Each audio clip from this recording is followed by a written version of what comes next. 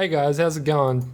Today in this video we'll be discussing a bugged build, the Roland's Blessed Shield build, where you can proc the 6 set only using Blessed Shield, so you do not benefit from the 2 or 4 set of the build. This is currently on the live patch, and this season I've done a greater if 70 with mediocre gear and low paragon, so I'd predict that this build can get into the 80s or 85.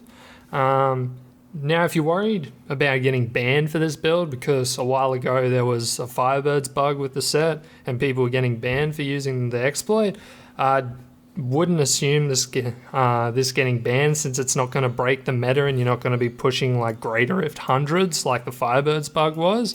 It's just a fun little build with the Rolands set.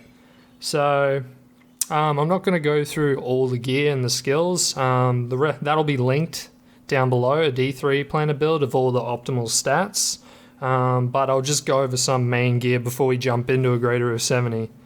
So basically, your main weapon's going to be the two-hander Akan's Leniency. Normally you'd use the one-hander Guy Falcon Foot, but since you get 4.5 attacks per second, Akan's Leniency is just in general better because it has higher base damage.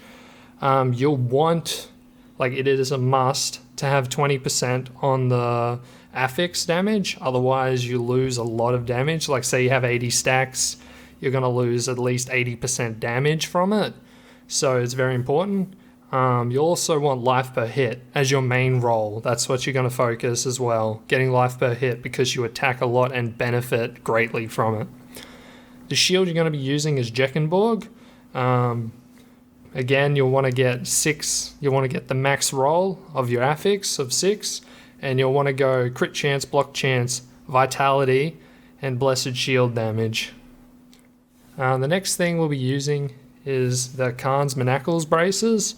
You can either go life per hit or vitality on this. I've gone vitality, life per hit, since it's got some good stats on it already, so I went for some reduced melee damage instead.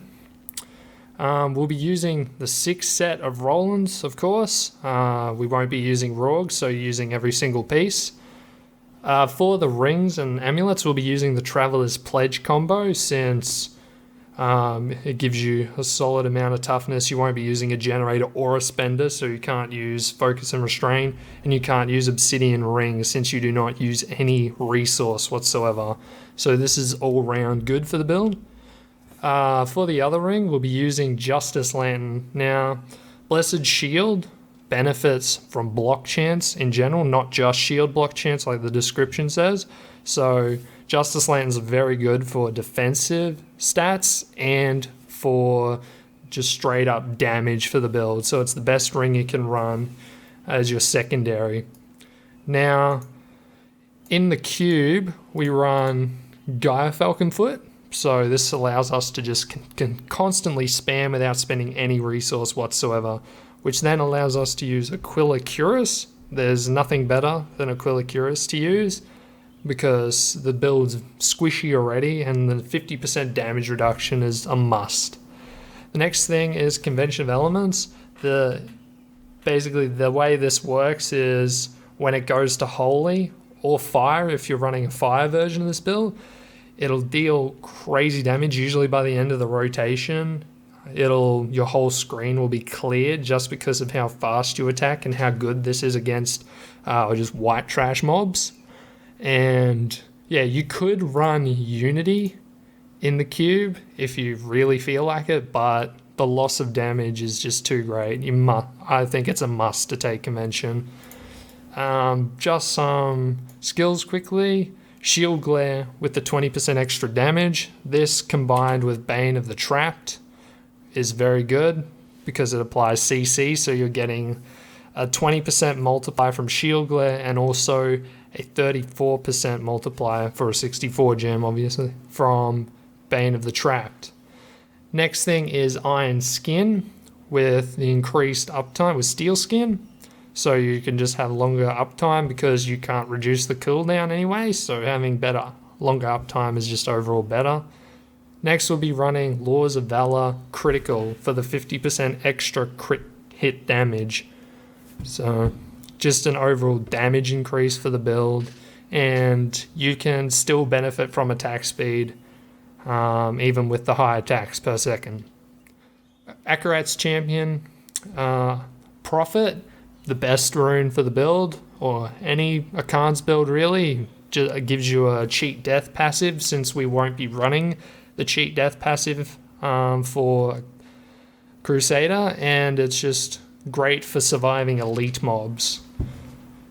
For this build, we'll be using Blessed Shield Shattering Throw. You can use Blessed Shield Combust for a fire version, but they're both equal. The only thing that the fire version has up on it is it kills Greater Rift Guardians quicker, and some elite packs, if there's more than 2 or 3 mobs, Shattering Throw out damages it. So it's better at clearing out lots of mobs compared to Combust, which is more for killing just like single target, I guess. Then we'll be using Steed Charge Endurance. You can run Rejuvenation to get 15% of your max life back, but Endurance is pretty good for this build, as you're already slow getting around the map, and the extra second just allows you to speed through and find another elite mob or another pack of trash mobs and just clear them. For our passives, we'll be running Heavenly Strength, so we can wield a 2-hander and a shield. Towering Shield for the bonus Blessed Shield damage and also more uptime shield glare. And we'll be running Hold Your Ground for the block chance, which synergizes not only with your Blessed Shield skill, but also with Justice Lantern. Next, we'll be running Finery, just because it just gives a lot of damage, because we already use 6 sockets, well 6 and 8, 9 sockets, so it is very good, as you get a lot of strength, a lot of damage, some extra armor for survivability. For the legendary gems, Bane of the Stricken is a must. You suffer greatly with single target against the Greater Rift Guardian, so this allows us to kill them a lot quicker than we would be able to if we didn't take it. Next is Bane of the Trapped. Again, pretty standard for almost every build. You'll mainly be proccing this with Shield Glare. Otherwise, if you're just close enough to them, the 25 rank ability will proc it for you. And then we've got an optional spot here. I go Bane of the Powerful just for survivability, because the build lacks survivability, and also some extra damage. Some other gems you can run, preferably for a defensive gem, is Esoteric Alteration. It's very good at surviving elite mobs, just because of the crazy damage reduction you get. Or you could run Invigorating Gemstone. Since you get really high life per hit, this multiplies your life per hit like crazy, and just allows, you'll just see your health bar shooting up and down with it. And also the immune to crowd control effects is very good. If you get knocked back and you're inside a mob, you could die during that period of time, so getting this is very good. And it allows you to just keep attacking all the time. You can go Pain Enhancer. I wouldn't recommend it, because you've already got really high attack speed, since you'll cap out very quickly. But if you're feeling adventurous and willing to die a lot more, I guess, you can run it for more damage, but I don't see it being worth it. So it's really either Esoteric Alteration or Bane of the Powerful and Invigorating Gemstone. So that's it for today, guys. We'll run the Greater Rift 70 now, and I hope you enjoy the video.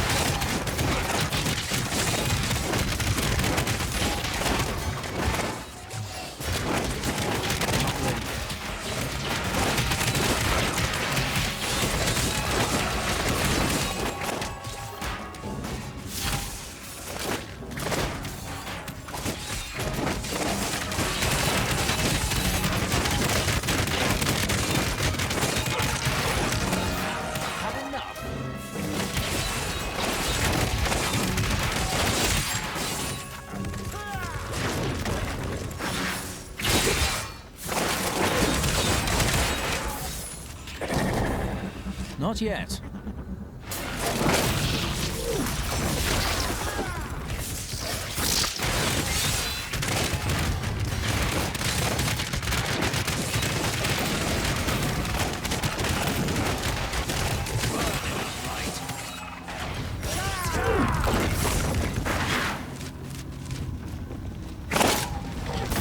Not ready yet.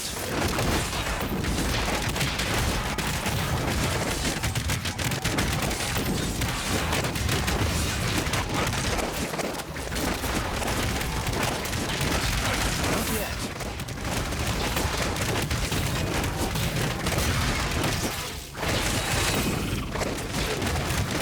Strength is restored. I must hit.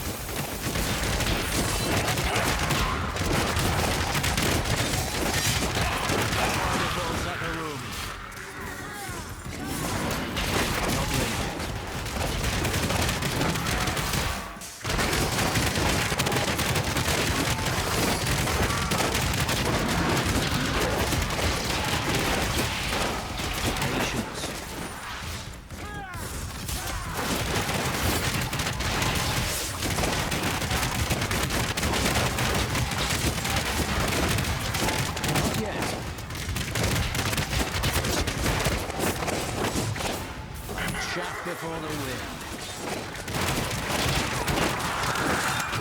Patience.